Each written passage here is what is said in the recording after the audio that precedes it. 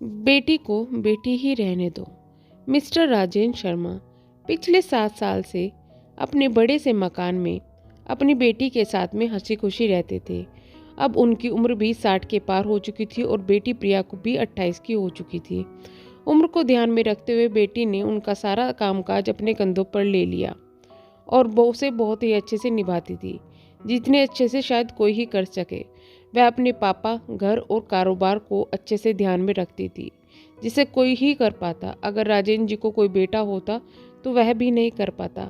इन बाप बेटी का रिश्ता बहुत ही प्यारा था। बिना बाप के प्रिया को नहीं चलता था और बिना बाबा के प्रिया को बाप को नहीं चलता था। कभी कभी तो ऐसा लगता था जैसे राजेंद्र जी की प्रिया बेटी नहीं बेटा हो। प्रिया की हरकतें ही कुछ ऐसी थी। बाप को जल्दी उठाना, मॉर्निंग वॉक पे बैठना, उसे छोटे बच्चों की तरह दवाई पिलाना, बाप को दवाई खिलाने के लिए प्रिया का बर्ताव अपने बाबा के साथ बिल्कुल वैसा ही था जैसे कि माँ का अपने बच्चों के साथ होता है। प्रिया के बाबा भी कुछ कम नहीं थे। जब जब प्रिया उनको दवाई खाने के लिए देती थी, आधी दवाई खाते और आधी छुपा लेते थे, लेकिन प्रिया को नज़रों से वह नहीं बच पाते थे। वह उन्हें खड़ी होकर दवाई खिलाती थी, ज़बरदस्ती दवाइयाँ खिलाया करती थी। रात को प्रिया जब सोने के लिए चली जाती थी तो बाबा जाकर चुपके से मिठाई चुराते। बाबा की शरारतें भी प्रिया पकड़ लेती थी। पकड़े जाने पर बाबा पानी पीने का बहाना लेते और प्रिया उनको समझाती कि मिठाई उनके लिए कितनी हारक है। पिछली बार भी उनका शुगर लेवल कितना बढ़ गया था। अपने ही घर में अब मैं मिठाई भी नहीं खा सकता, बड़बड़ाते हुए, नाराज़ होते हुए, एक्टिंग करते हुए बाबा किचन से चले जाते हैं और प्रिया उन्हें मनाने के लिए एक मिठाई का टुकड़ा बाबा के पास लेके जाती है। वो दोनों उसे आधा आधा बांटकर खाते हैं।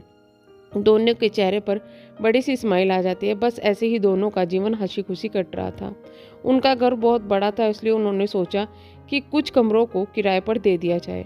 पैसे की ज़रूरत नहीं थी, लेकिन फिर भी जब प्रिया ऑफिस चली जाती थी राजेंद्र जी को थोड़ा अकेलापन सा महसूस होता था। जल्द ही एक किराएदार भी फाइनल हो गया और उनका नाम अमर सिंह था।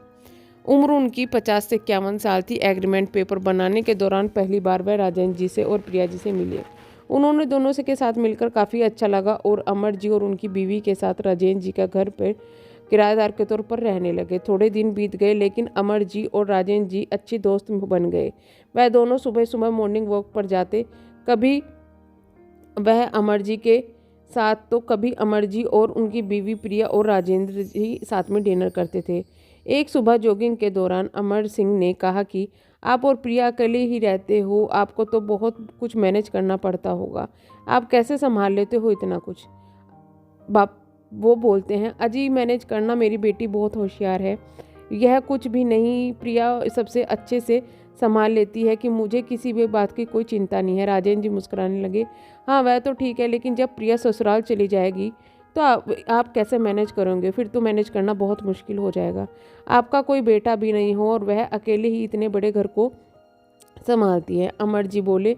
विचार करते हुए राजेंद्र जी के चेहरे पर हाव भाव बदल गए।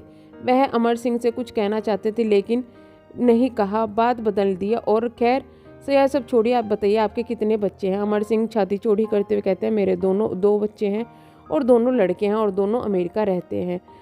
राजेंद्र जी को ऐसा लगा जैसे अमर सिंह उनको ताना मार रहे हो, लेकिन वह कुछ भी नहीं बोले और जॉगिंग से घर वापस आ गए। कुछ दिन बीत गए। राजेंद्र जी और अमर सिंह को अपने घर साथ खाने के लिए बुलाते हैं, क्योंकि अमर सिंह की पत्नी किसी काम का से बाहर गई हुई थी।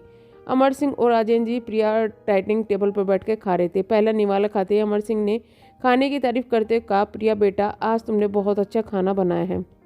राजेंद्र जी ने गर्व महसूस करते हुए कहा, हाँ मेरी बेटी बहुत अच्छा खाना बनाती है। अमर सिंह जी बोलो, यह तो बड़ी अच्छी बात है, उसके ससुराल वाले बहुत खुश रहेंगे। प्रिया उनसे कुछ कहना चाहती थी, लेकिन राजेंद्र जी ने उन्हें रोक दिया और इस पर बात बदलते हुए प्रिया ने पूछा कारोबार कैसा चल रहा है, कोई दिक्कत तो नहीं है? प्रिया ने कारोबार की सारी जानकारी दी और स्थिति अपने पापा को बताई, जिसे अमर सिंह सुनकर काफ़ी प्रभावित होकर बोले, वाह प्रिया बेटा, मानना पड़ेगा, जिस तरीके से तुम सारा कारोबार संभाल रही हो, तुम राजेंद्र जी की बेटी नहीं बेटा हो।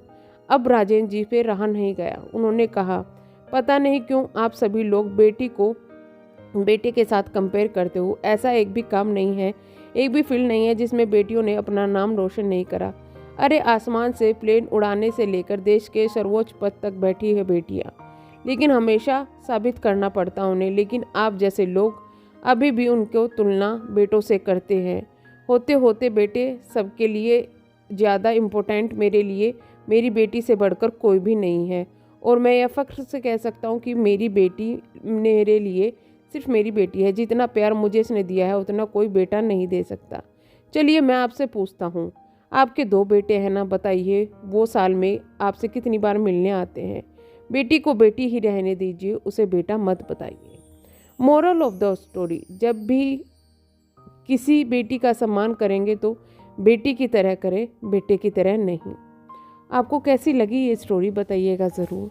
अगर चैनल पर नए हैं तो चैनल को सब्सक्राइब ज़रूर कीजिएगा, वीडियो को लाइक ज़रूर कीजिएगा। Thank you.